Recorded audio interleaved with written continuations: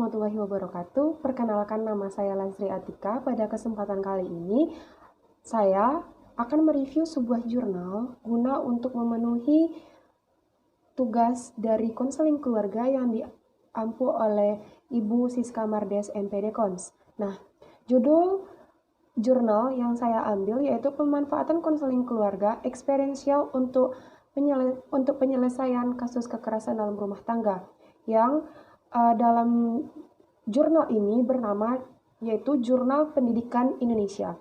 Volume dalam pendidikan yaitu volume 1 nomor 1 Oktober tahun 2015 halaman 76 sampai 79 pada tahun 2015 dengan penulis bernama Afdal dan saya reviewers yaitu Lasri Atika, dan tanggal mereview yaitu tanggal 28 Desember 2020. Latar belakang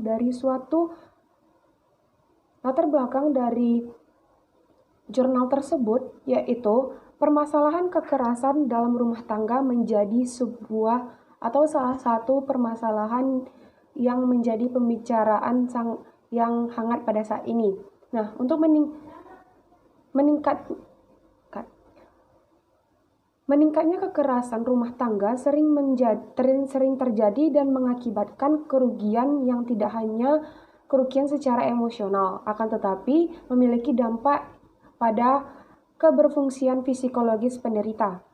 Nah, untuk itu pemerintah telah menetapkan landasan perundang-undangan dan mengatur tentang dihapusnya kekerasan dalam rumah tangga atau KDRT melalui Undang-Undang Nomor 23 Tahun 2004. Namun, walaupun undang-undang sudah ada serta konsekuensi hukum sudah jelas, kekerasan dalam rumah tangga masih saja menjadi momok yang menakutkan dan menjadi permasalahan yang harus segera dituntaskan oleh pemerintah dan juga masyarakat.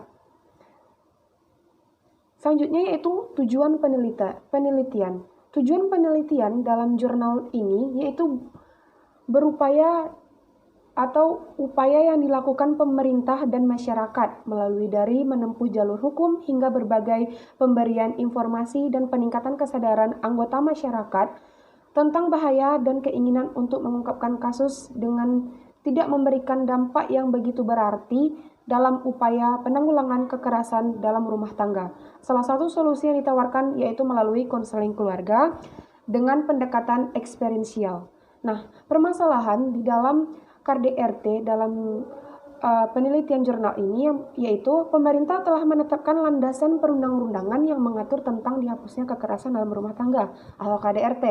Nah, melalui undang-undang yang telah saya sebutkan tadi yaitu Undang-Undang Nomor 23 Tahun 2004. Namun, walaupun undang-undang serta sudah ada konsekuensi yang jelas dari hukum, kekerasan dalam rumah tangga masih saja menjadi momok ketakutan dan menjadi permasalahan yang sangat harus dituntaskan oleh pemerintah dan dibantu oleh masyarakat gitu. Nah, dalam jurnal ini metode penelitian yang digunakan yaitu dalam psikoterapi eksperiensial tidak ada teknik, hanya saja individu itu sendiri.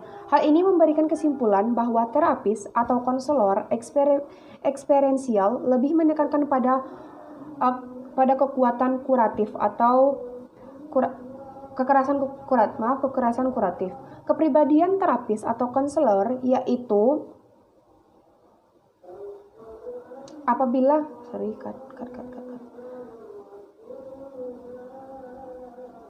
Hal ini memberikan kesimpulan bahwa terapis atau konselor eksperiensial lebih menekankan pada kekuatan kuratif atau kepribadian konselor itu sendiri. Apabila terapis atau konselor itu mengharapkan adanya keterbukaan dan kejujuran dari pasiennya, maka terlebih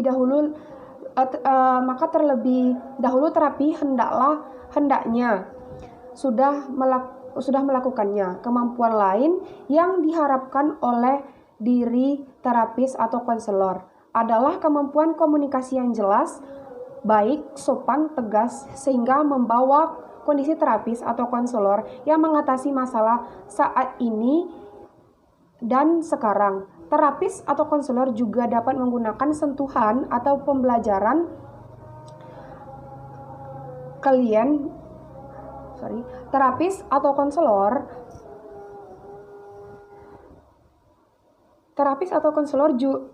dapat juga menggunakan sentuhan atau pembelajaran klien bagaimana menggunakan sentuhan atau tindakan yang baik untuk konseli tersebut untuk mengungkapkan apa yang sedang dia alami. Nah, dari jurnal ini, maka hasil penelitian yang saya ambil yaitu dari analisis literatur yang telah digunakan atau ditemukan bahwa terapi keluarga eksperiensial tepat digunakan untuk menanggulangi kasus kekerasan dalam rumah tangga dengan berbagai alasan.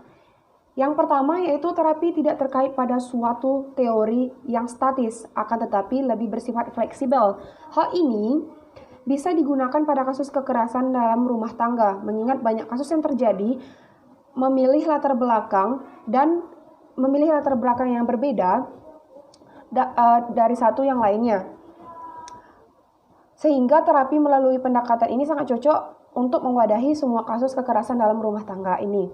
Nah, yang kedua, terapi ini bersifat humanistik dalam arti terapi ini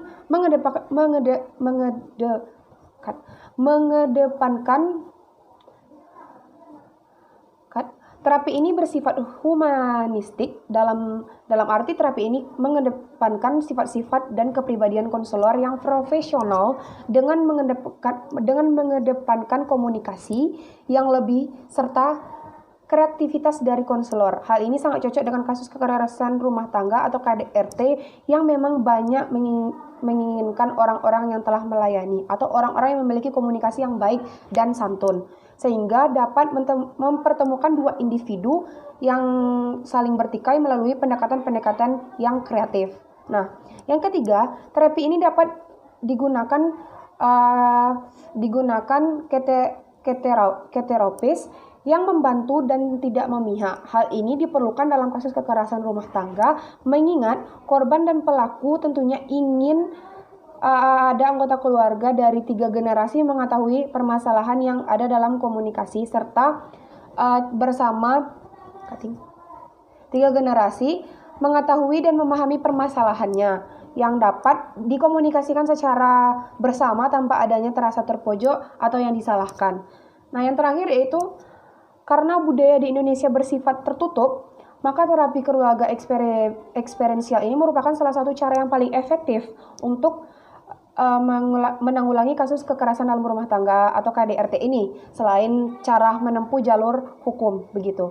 Nah, kelebihan dari jurnal ini yaitu metode atau studi kasus yang telah terdapat dalam penelitian sangat membantu untuk hasil penelitian yang lebih akurat.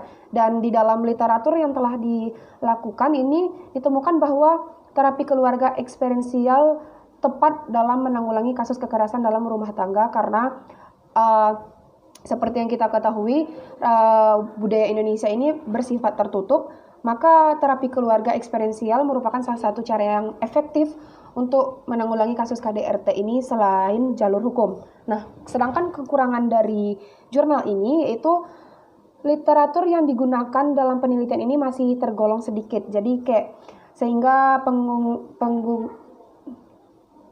sehingga penguatan secara teoristik ini untuk penelitiannya masih kurang dan masih perlu dikaji banyak lagi selain dari jurnal ini.